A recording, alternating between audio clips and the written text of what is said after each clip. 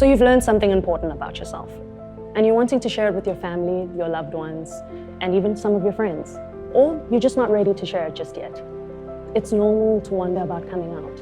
And sometimes it may even cause severe strain on your mental health, wondering, what will my family think?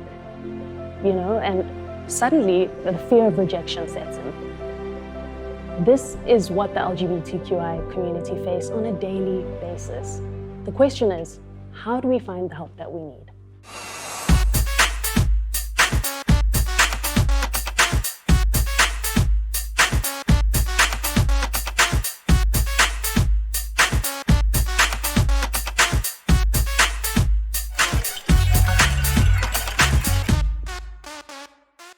Nompumelelo, welcome to WQMD.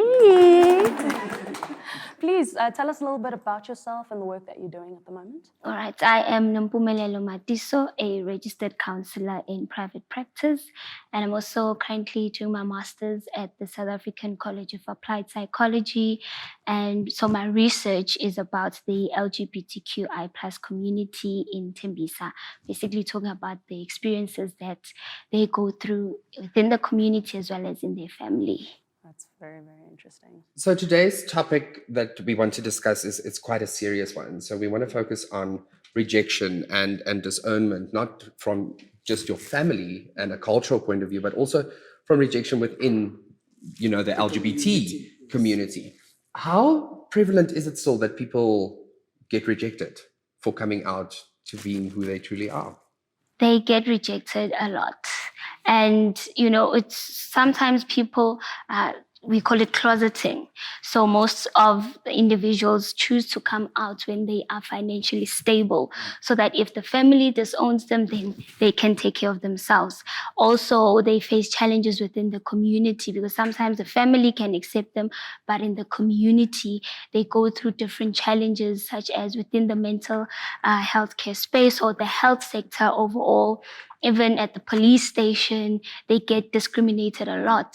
And also even within the LGBTQI+ community themselves, they get discriminated because of the power struggles of, I'm gay, I'm more powerful, or I'm lesbian, I'm more powerful, all of that. Yeah. And what are the risks of coming out without a solid support system? Most of the people, if you are rejected within your family, you can face things such as homelessness, because then they will kick you out instantly and you won't have anywhere to go to.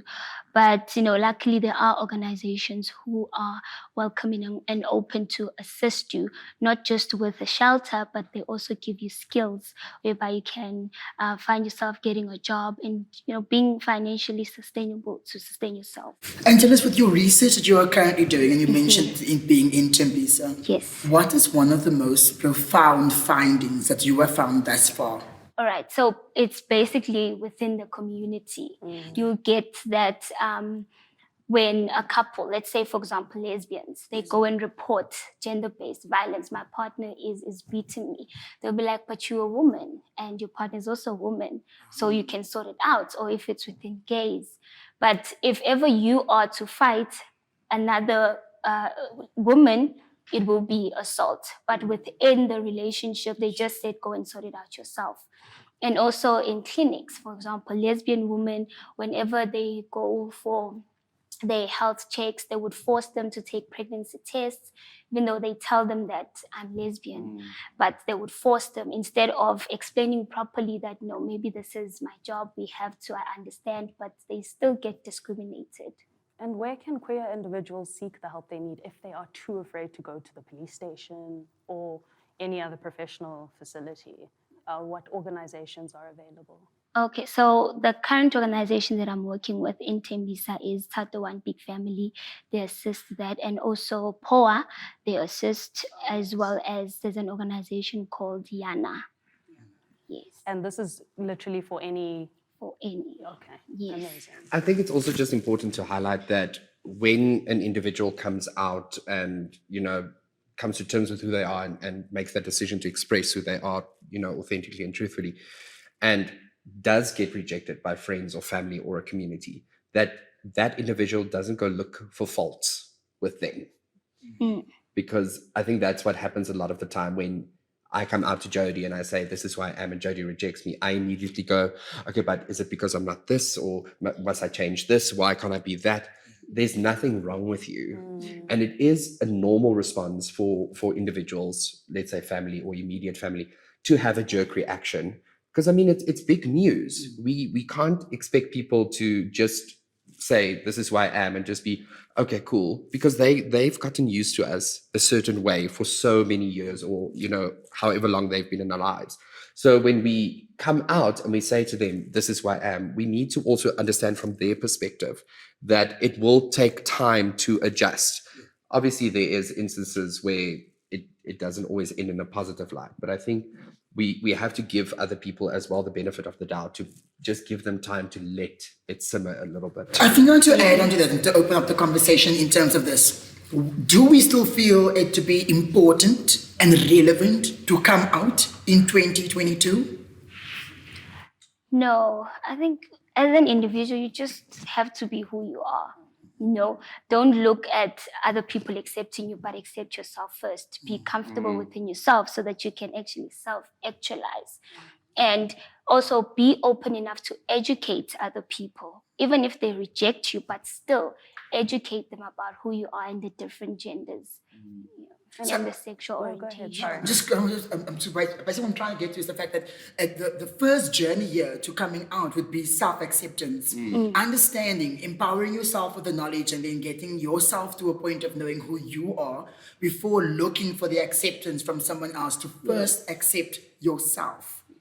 And therefore, whatever reaction then comes from the next person, you're still okay. You know, because I feel that when we go down that road, everyone's journey of coming out, even seated here, is very different. You know, we all have our own stories, and I think the time that we are in right now, we have access to so much information, and at this point, we need to make the narrative change to go, I need to first love me, I need to accept me, and I need to make sense of who I am first, before I go and share this information with anybody else, because how are they going to receive it, and what happens post that does not then affect you as much as you would.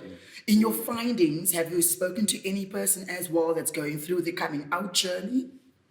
Yes, it's basically the older ones, the older generation. The young generation, they are free, they have accepted themselves, they just come out freely. But it's the older generation that still have difficulties. I want to add onto that. So a lot of the rejection stems from a cultural background or a religious background, if I can put it that way, especially with people of color, if I can put it that way as well. Let me say people like that, or one more time like that, one more time. But yes, I also find, I'm glad that you mentioned this, that it is especially with the older generations where, you know, they still cling to a systematic generational hand down of what they were taught back then, they cling on to in the 21st century. And we need to, as much as we need to respect their views, we also have to make an effort to educate them, to show them, like, this is what our world is, this is the reality that we're living. And in that way, you know, try to change people's perceptions of what it is to be LGBTIQA+. Yeah. And Nompumelelo, I'm interested to know why you chose the community of Tembisa and, let's say, not Soweto or Johannesburg North or Bryanston. So for me, I wanted to, you know, take it more to the townships, especially the smaller ones and the ones that are not really recognized, to understand their views. Because, you know, Soweto, there's a lot of things happening there. It's, you know, it's well known. So let's take it to the ones that they are known, but not that much. Let's get a perspective of those people and how they live their daily lives and face these challenges. I want to follow on with Tina's question, and why specifically the LGBTIQA+ community? Okay, so I am an ally. I have friends who are... We're on the right show. Yes. So I have friends who are part of the umbrella, and I would listen to them talk about their struggles. And for me, it would be bizarre, like, I accepted you freely. You didn't even have to explain yourself. But why is it that we still face these challenges? So hence why I said, let me do more research. And also get a better understanding of all these, initials in the LGBTQI, because as people, we only know gays and lesbians. But there's also bisexual, there's trans, there's so much more here. And what do you hope to get out of your research? Where do you hope whose hands do you hope that it gets into? All right, so this research, we're going to create an intervention whereby, so that this intervention is for me, if when I leave, the organization can still continue by themselves, and that they still advocate for their rights, and whoever is rejected, they assist them, and also still assist the family that rejected that particular individual to help them understand, make amends, and empower everyone in the community. The systems that's in place right now that you have identified, so I love how you said, and make amends and do the post work, even after you're gone. One or two things that you would say that you have basically put into practice of what does this mending look like? You have an individual who's been rejected, they found themselves, they've identified as part of the LGBTIQA plus community, and then there's the family who's rejected them.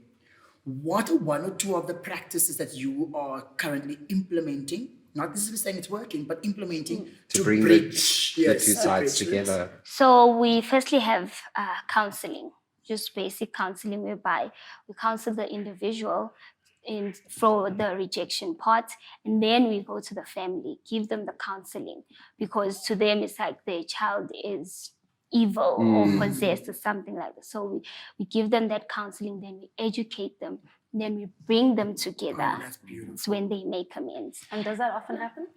Yes, it does. It does. And we also do rallies that we advocate to go to police stations whereby we educate the police. We also bring pastors as well so that they understand, because I also find that a lot of individuals, we go to church, doctors, nurses, police officers, we go to church, and if pastors then are the ones that are homophobic, it becomes an issue, because all these individuals go back to the community and discriminate. So we also bring pastors on board to educate them. I think it's so important because there is still a big gap between, communities and institutions, like, let's say, for instance, SAPS, South African Police Service, where we are still not taken serious when you say, like, we report hate crimes or incidents of violence and those things. But I also just want to add that there's no shame in seeking help.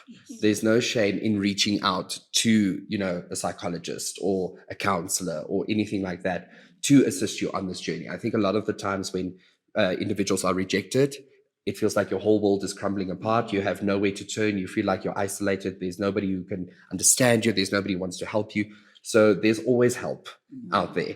And I think the sad part about this is most of the time it ends in suicide.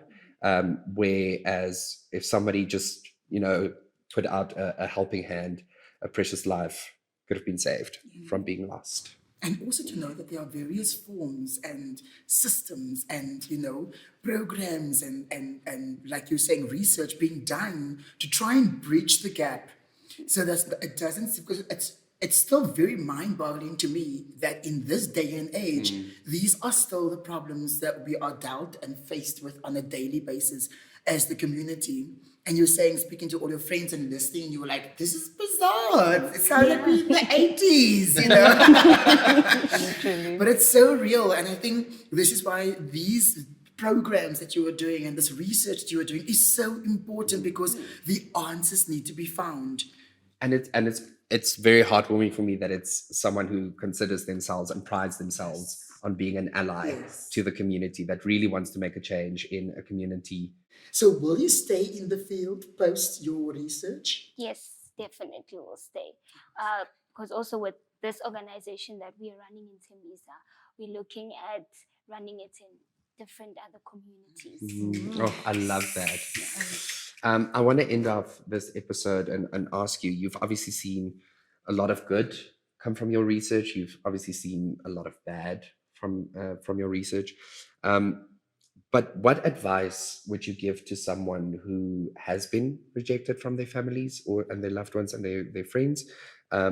Someone who is considering to come out, in inverted commas, and be truthful about who they are, And then also to the receiving families of an individual who wants to come out. All right. The important thing is self-acceptance. Even if you are rejected, don't change who you are and do seek help. There are many organizations. Build your social support. Make sure that you have informational supports, where you can get the information, where you can get the help to deal with the rejection. And also don't stop reaching out to your family that rejected you so that you educate them of the different sexual orientations, and eventually they'll accept you. Yeah. Ooh, it's quite a heavy episode, It is but quite I'm so heavy. glad that you came to share your knowledge with us. And I really hope that the viewers at home, whether it be they struggling or they know someone struggling, that they would take something from this and know that there is a light at the end of the tunnel. So thank you so much for coming on to WQMD, and we wish you well on your journeys, and may your studies and your research just prosper. Thank you. Thank you. Coming out looks different for everyone. Only come out when you feel like you have enough support for whatever reactions you may think are a possibility. When you're ready to invite anyone in on your journey at any stage, remember, it's okay to seek advice.